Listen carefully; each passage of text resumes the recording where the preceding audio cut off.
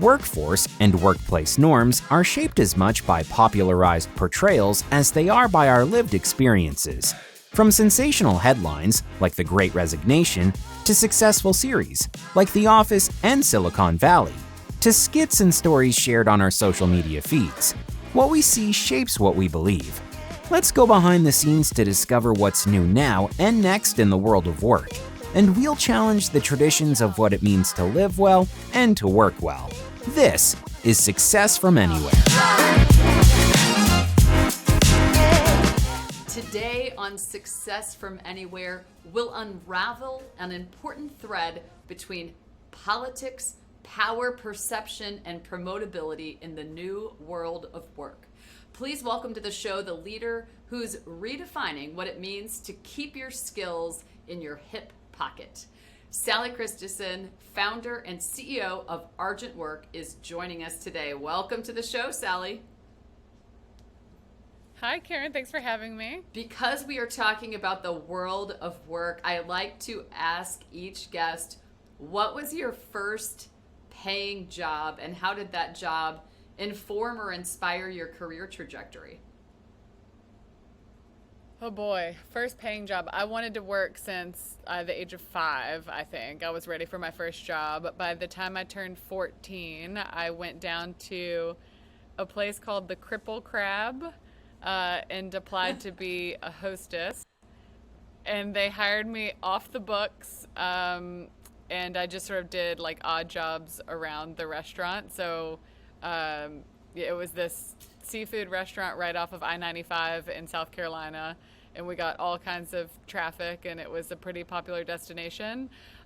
It informed my work ethic for sure. I mean, I just loved being able to tie hard work to an income, and then, you know, being able to buy things with money that I'd saved myself. It just felt very rewarding.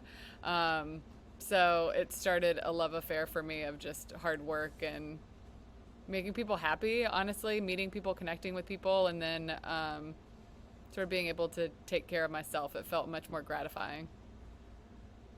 Your story reminds me of my childhood. Other kids were playing house. I was playing office, and I had this dress I thought was a work uniform. Yeah, kind of look. And I have a brother who's 4 years younger, and unfortunately he was always my employee at these imaginary offices I was running. That my dad is an entrepreneur himself, and I'd go in to work with him, and it was like pre-internet, like when the internet was the internet, right? So I'd sit there with like a stapler and a stack of papers and just dream of faxing papers and owning my own stapler. I mean, it was like the most basic aspirations, but I just wanted to work, so we would have been good friends. Yeah. Well, you went from staplers to workplace staples, which we'll talk about in a moment. Along your career journey, you went from a career in corporate America to becoming an entrepreneur. Take us through that story arc, because lots of listeners have either made a similar transition or are thinking about it as we're all reinventing ourselves right now. Yeah, so I think every person ticks differently. And so for a lot of people that want to start their own companies, they just dive right in, and they sometimes will even skip over the academic, portion of their path. And for me, it was, I really felt strongly about academia coupled with real world experience prior to starting my own company. I always knew that I wanted to start my own company, but just for myself, I felt like I would be best set up if I had a better understanding of business. So I got my, MBA, if I had a better understanding of the real world and some real world experience. So after undergrad, I worked in banking and finance. With my MBA, I had a focus on supply chain. Afterwards, I went into a job at Cisco Systems. It was a leadership development rotational program. So I got to do 6 months in all the major functions at Cisco. And then the job that I had most recently prior to starting Argent was in Cisco's cloud initiative. And so that was essentially intrapreneurship with an I. So being an entrepreneur within a large organization. I was the 7th person on a team that grew to 250 people in a year, and just learned so much about both myself, about people, about building, about building a team and managing a team and building something from scratch. And so with all of those collective experiences, I felt best equipped to just go out and start my own company. That said, I didn't know what I was going to start. And in 2014, while I was still at Cisco, I read a study that showed that women are judged based on appearance. And for the first time, they quantified the impact of what you wear on your bottom line over your lifetime. And it ends up being really significant. And shopping for workwear, as basic as it seems, has been an ongoing pain point of mine across different industries, across different environments, in different cities. And it's been shared with my peer group everywhere that I've been. And so, my entrepreneurial self said, I'm just going to quit my job and go after this. And worst case, let's say 1 or 2 years in, it doesn't work out, I can always re-enter. And so that was my outlook going in. Basically, this will be a great experience and I'll learn something from it. And that's kind of always my barometer for taking on new experiences, new roles, either in an organization or, starting my own company is, am I going to be learning and growing from this? And the answer was yes, so I went for it. You highlighted the importance of getting a variety of skills. When I think about being an entrepreneur, you certainly are using the experience you gained in finance and in understanding how businesses work and growing something and starting something and speaking the language of the business. So, first piece of advice I heard is be conscious of gaining skills that make it possible for you to be on a path to be an entrepreneur or an entrepreneur. And then you hit something really important there, which is the amount of research that quantifies the link between your appearance, how you dress, and your promotability and pay over time. There was, in fact, a study that just came out recently, some new research from an organization called Office Team on clothing and promotability. And it revealed 86% of workers and 80% of managers believe clothing choices affect a person's chances of being promoted. What's your reaction to that? And is that still true in this world of distributed work? I think that there are two pieces to that. And one is, yes, I think the way that you show up impacts people's perception of you because we're making snap judgments of each other all the time. But inherent in that is how you feel when you show up. So we derive confidence from what we wear, and we derive confidence from just how we're feeling really. And so I do think that it has sort of that twofold impact, and it is important. And we're all familiar with the feeling of putting something on that we feel great in, or maybe we exercise and we're high on endorphins and we just feel good. I think that that is a really important component that we sort of apply as our lens, is how can we give women confidence in terms of what they're wearing to feel their best, so that when they do show up, people can feel that. And people can see that, and I think that that does lead to promotability, for lack of a better word. I also want to call out that women are, and this is unsurprising, held to a different standard than men in terms of what we wear and how we show up compared to men.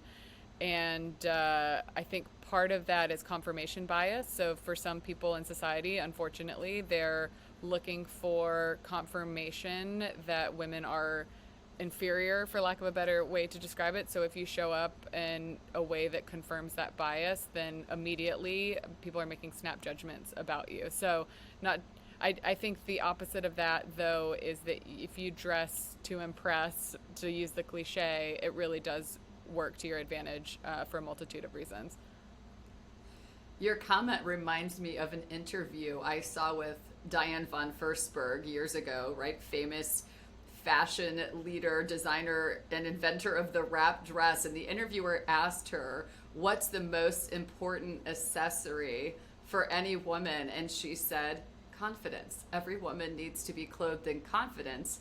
You referenced that as well. And now you've started this business called Argent Work. First of all, what does Argent mean? And secondly, what is this business? Because you're inspired about clothing women and really everyone in confidence. Yeah, so Argent, the name was derived from my great grandfather's company. So naming something is the hardest exercise, period. Honestly, like one of the biggest challenges that we had was landing on a name. And so I remember early days, I basically had a wall of name options, and I kept coming back to this one because there was an emotional tie to it. It was easy and short and undefined, and so ultimately that's why we landed on Argent. It does mean silver in French, which people often will connect it to. I think that in some ways is a nice irony because, you know, we are here to support working women, and yeah, I like the tie to silver. So the second part of that question was around what we offer. So our focus is really on solving, from a product perspective, something that I felt like was a major gap, which is really offering something that's catered to working women. In fashion, this is a category that is perceived as unsexy and uncool, and so it's been overlooked and really has been an afterthought. It is our entire focus, starting with the consumer. What does the consumer need? So we're focused on style, function, versatility, and comfort. And really with all of those things, ultimately you do feel at your most confident when you're wearing Argent, because you have basically we're streamlining your day-to-day. So you just feel as if you've been thought of in the design process, and that really translates in terms of how you feel when you're out in the world. The second piece that I'm really proud of, and our goal of with the brand, is to visually represent working women in a way that I just didn't see in my past. So basically taking members of our community and modeling what a successful career path can look like. And there are 1 million different paths that you can take. And so how do we showcase and highlight and celebrate women that are on a different, path, to taking a different journey in a way that really inspires future generations and lets them know that sort of, all options exist, versus when I grew up, it was like you could be really a mom was like the biggest, in the Southeast, or a doctor, lawyer, banker. I didn't really have any sort of understanding outside of that of what a career could look like.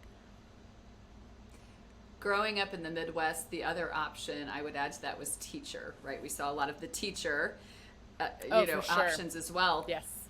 Yeah, and what strikes me about what you're saying is that women's workwear has not evolved in decades, kind of on two fronts. One is the actual stylistic nature of it. I mean, I think back to my first interview suit, and we all had one, male, female, non-binary, we all had an interview suit. And I think about how different is workwear from a design perspective now really than it was then. It's not so different. The reality was workwear for women was, I'll use the iconic Brooks Brothers navy blue suit for men, sort of shrunk down and still kind of boxy. And if you deviated from that in the office, I can't tell you the number of times in a 360 feedback review or feedback from a huge presentation I'd given that someone would comment on my appearance. I mean, how do we move beyond beauty bias and lookism in the workplace? Oh, great question. Yeah, so one, we all have that memory for sure. I mean, I remember my Ann Taylor brown pantsuit that I wore into the bank that I was just felt whatever in, right? And like for a decade of work dressing, it was just always a headache and a time suck for a very time constrained person.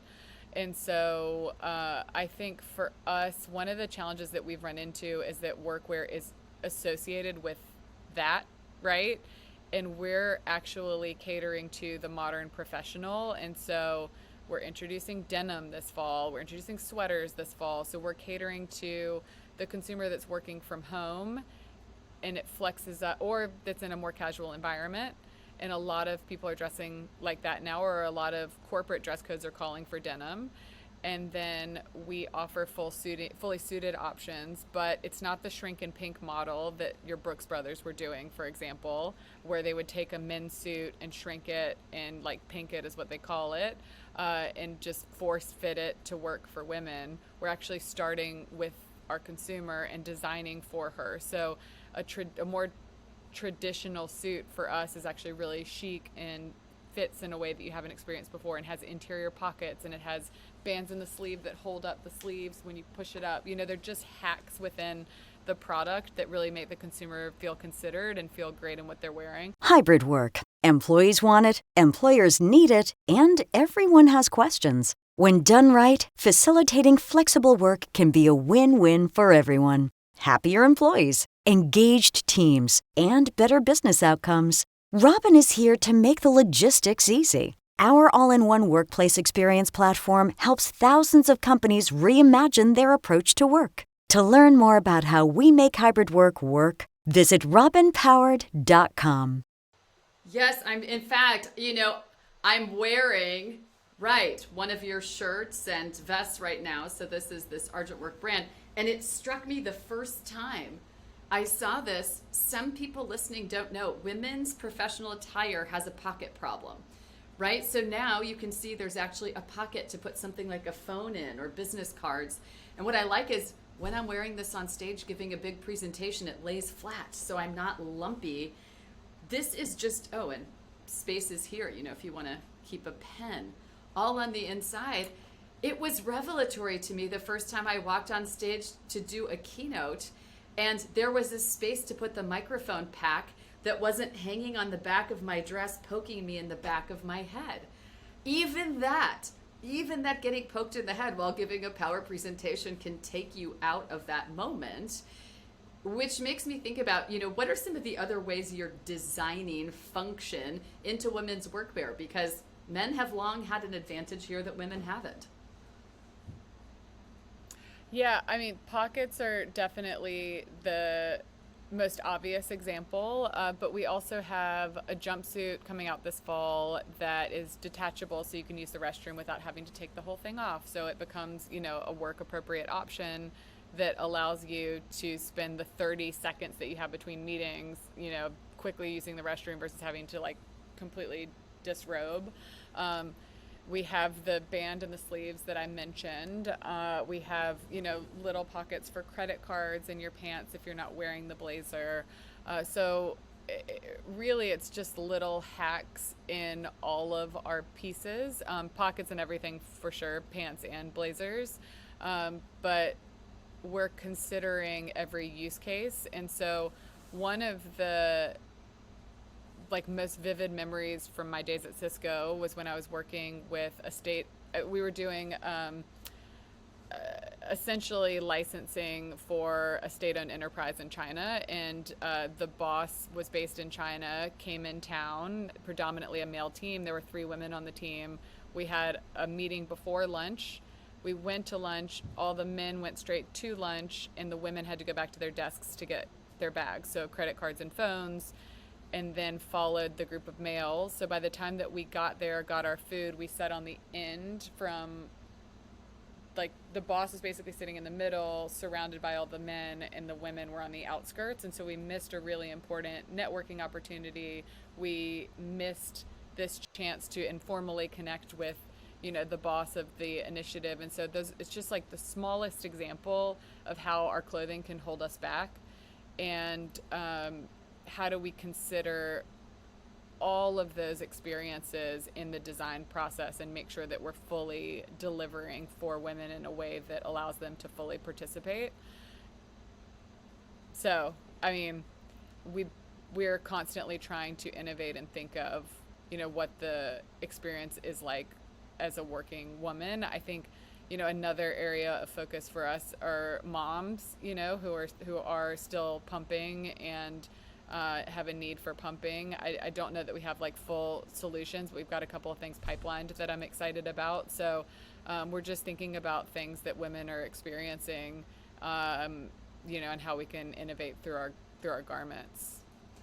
You start with listening to your audience, and then representing a wide range of people. I mean, on your site and in all of your materials, there are women in all kinds of professions representing a range of body sizes, ethnicities. What's fascinating to me about your business model is you go beyond clothing to also have programs to help clothe people in confidence. Tell us about some of the programs and empowerment opportunities that you've wrapped around your dress for success, or what do you say, ambition suits you, dress like you mean business? Yeah, so I think that the thing that excited me most when starting Argent was that rooting it in a physical product that represents our collective strength, and serves as a physical reminder to women that are oftentimes the only woman at the table in their respective work environments. But just basically armoring them, for lack of a better word, and something that reminds them that it's not just you. And there are a number of us that are up against, gender inequities and, the multitude of issues and challenges that women face. So I think that just having that physical reminder of the fact that there is a community here. There's data that shows that women individually can feel a bit defeated, but collectively feel quite powerful. And so to me, the clothes are a physical reminder that even if you're not together with that group, that, we're there and it's there. And then I think in terms of programming, it is so much more than just the clothing. We're really on a mission to arm women with the tools that they need to optimally and successfully navigate their career, whatever that might look like. And it looks different for everyone, but we really feel strongly that women deserve equity in the workplace, period, full stop. And so we have, I mentioned simply just casting our community members as models for our campaigns and doing a lot of storytelling with them is a big piece of it. Building out our editorial arm is a huge priority for us that we've just, started. But we rolled out recently a program called Office Hours where, we talk with women that are in powerful positions that are giving advice that we then disseminate to our community, and then the thing that we have not done as much of in the last 2 years but we'll be rolling back out are actual workshops and events focused on negotiating and things as simple as come get your LinkedIn photo, so whatever it is that we feel like is helpful to our community, we've really been focused on offering through the brand and through events that we host. We have lots of men who listen to the show as well, and they might be wondering, is there a menswear line in your future? And if not, why not? Why are you not focused there? So, stay tuned. So I think we're absolutely focused on women, but involving men in the conversation is an absolute priority. And so in the events that I mentioned, we did a negotiation workshop where the content is gender neutral. And I think it's important that men participate both as coaches, but also as participants, because the experience of being female in the workplace is fundamentally different than it is for males. And so for people in power to understand that when you ask for more money, which is what women are told to do because we don't ask for more money, and then, whether it's at hiring or when getting promoted, our experience ends up being different and that we get more pushback. And there's and I'm stereotyping a bit, but this happens more to women than it does to men. And so I think for there to be an understanding at all levels is incredibly helpful, because I think that change really happens through a collective effort. From a product perspective, we are focused on women. However, we might have something coming out in 2023 that would cater to a male audience, so stay tuned. I'll never forget the time I had a male coworker approach me because he had a female employee that he felt was dressed inappropriately, and he didn't want to have a conversation with her. And over time, whether it was male or female, I slowly became the go-to person for office attire conversations, which in and of itself is a bit discriminatory. Yes. You and I were talking about that study earlier from Office Team, and they talked about this candid clothing conversations as one area they researched. You know, there's a wide range of comfort levels, as you would expect with having the conversation. Of those they surveyed, 44% had spoken to an employee about inappropriate attire. 32% had sent an employee home based on what they were wearing. And out of all of those manager conversations, 35% described that they felt incredibly awkward even though they had the conversation. 15% completely avoided having the conversation at all. What words of wisdom do you have for leaders or for colleagues who may observe that someone is dressed in a way that they're not showing up at their best? How do we have this candid conversation in an appropriate way? Oh, this is a tough one. I can absolutely understand in today's world why men would want to avoid having the conversation, because unfortunately I do think that there's exposure there, as much as I don't want to admit that. And so I think the priority is, if there is someone that you feel like is dressing in a way that is impacting their career, you are doing them a favor by making sure that that message reaches them. So I think that that is the priority, is making sure that your intentions are right and that the message is correctly delivered. And so who the messenger is, I personally think there's a little bit more flexibility around, because I do think, again, like, I think it's a tough conversation to have, but just making sure that it is had is number one.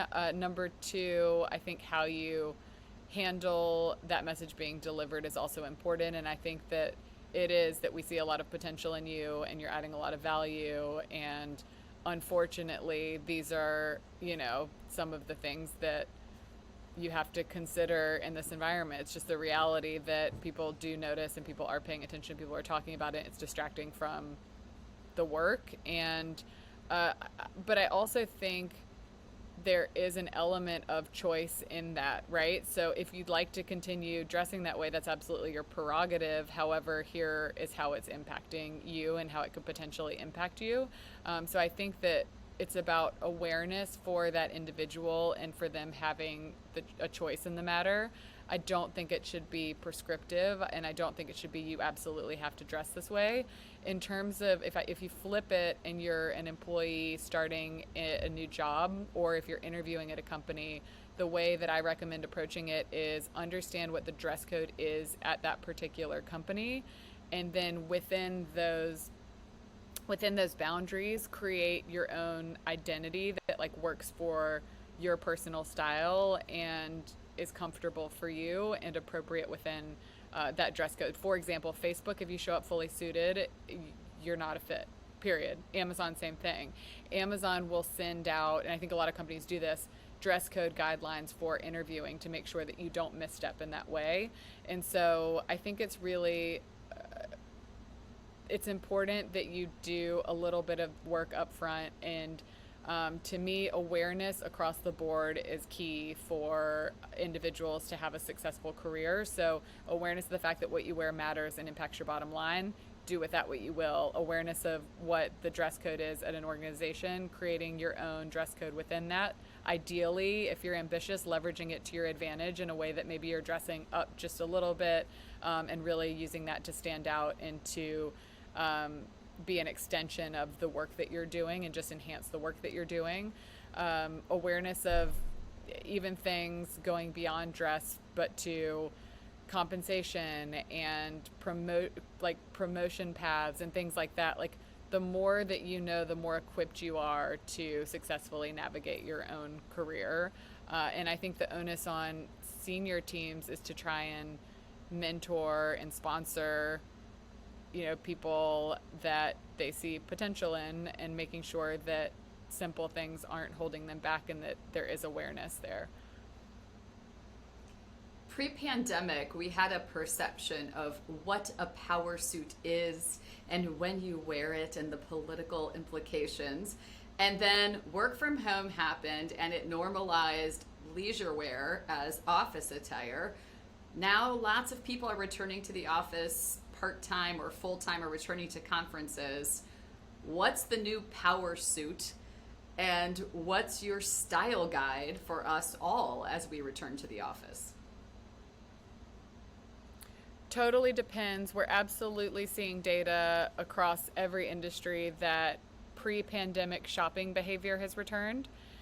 Workwear is performing the best in apparel right now because everyone, after spending 2 years in leisure wear, is sick of feeling slovenly, for lack of a better word, and just a little bit lazy. And so we're seeing a huge rebound in the category, and people are overdressing from what they were pre-pandemic in some ways because they're going into the office maybe 1 to 3 days a week. And so for those 3 days, they really want to show up because they haven't been in public in 2 years.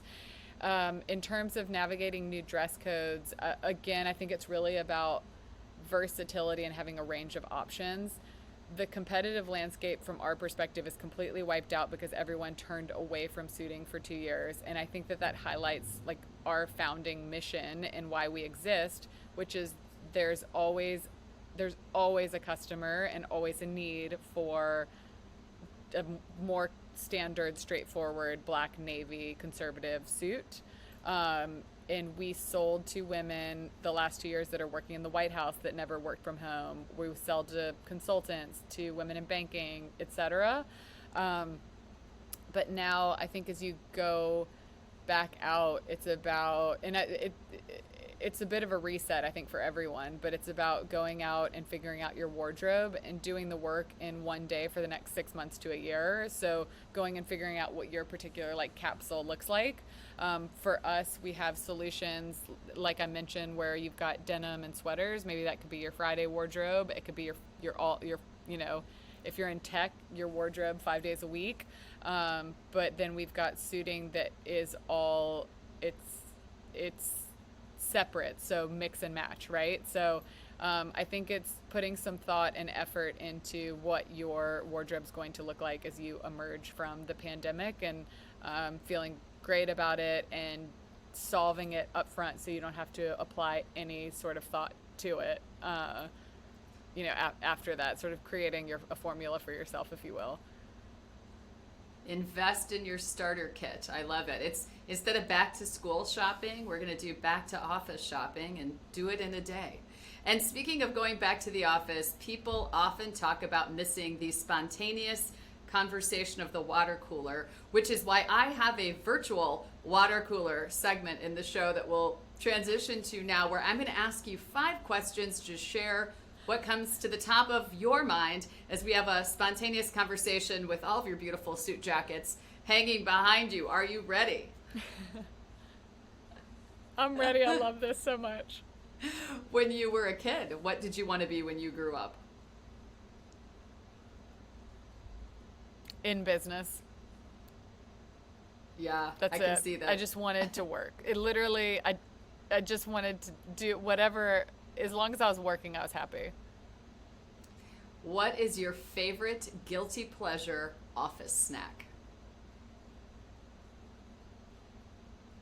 Can I say kombucha? And I don't know if that's a guilty pleasure.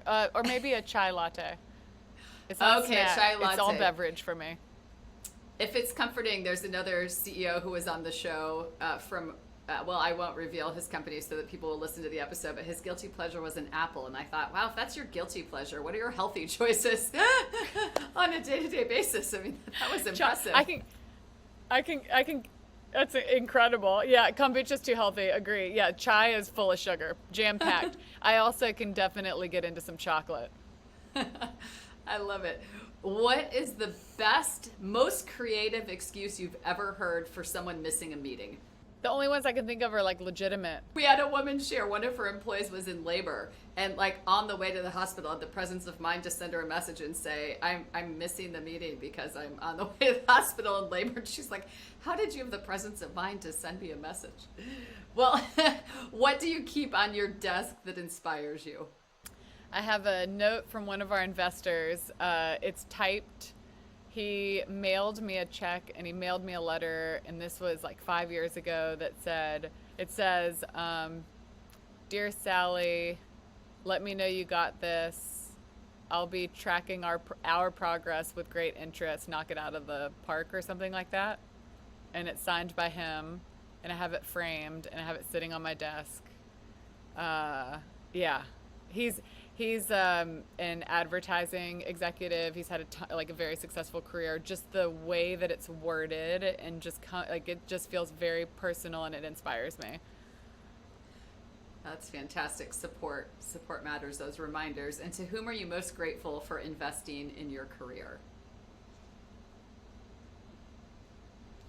I have a mentor sponsor, I would say, from Cisco. He's the reason I got hired into Cisco.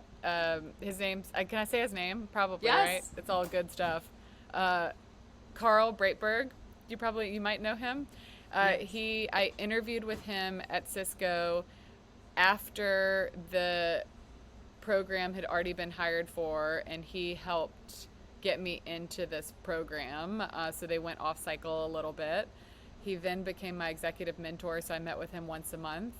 And then he led the cloud team that I joined, and has just been instrumental in every career step that I've made, including now. I still call him, he's still involved, he's still supportive. But he and I have it evolved into a relationship of trust where I felt very comfortable telling him any and everything in a way that I think helped me raise my awareness level around certain things with people, specifically good and bad, in the workplace. And he's just been a coach for me, and someone who has opened a lot of doors and gone above and beyond. I'll say for myself, I feel like he has modeled what being a good executive is, which is carving out a portion of your time for the next generation of leaders. And unfortunately, I think with women especially, as you get more senior, your time is really sought after because there are fewer women at the top. And so I think that sometimes becomes harder for women to carve out the time. But I do think it's important as you get higher in your career that you figure out a way to carve out a portion to mentor and sponsor and sort of pay it forward. I also think it adds to your, this is not a water cooler answer, but it adds to your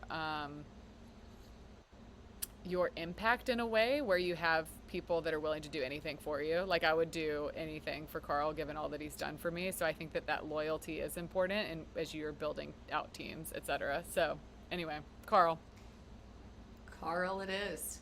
There are so many standout moments from our conversation today. I mean, fashion is functional. The best attire for the office, whether your office is a headquarters or a third-party workspace or your home office, is clothing that helps you feel confident and represents who you are and where you want to go next. And we can all play a role in combating beauty bias in the workplace. Check out Argent Work online. And before we close out the show today, Sally, I wanted to ask you, as you look forward, what's your biggest dream or aspiration for the future of work?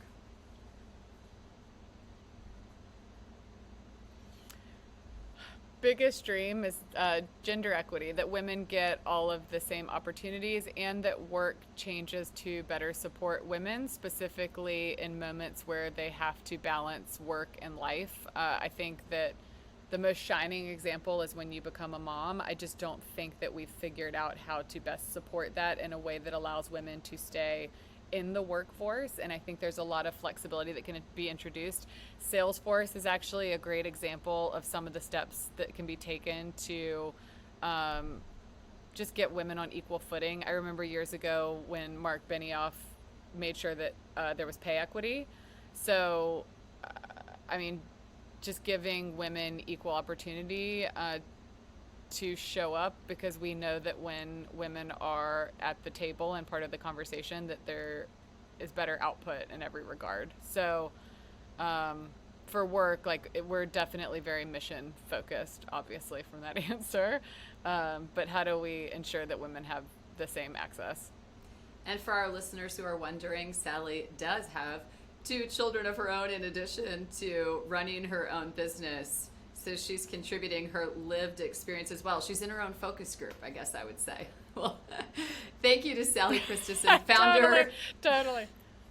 Yes. Well, thank you to Sali Christeson, founder and CEO of Argent Work, for clothing us in strategies to show up at our best today on Success from Anywhere.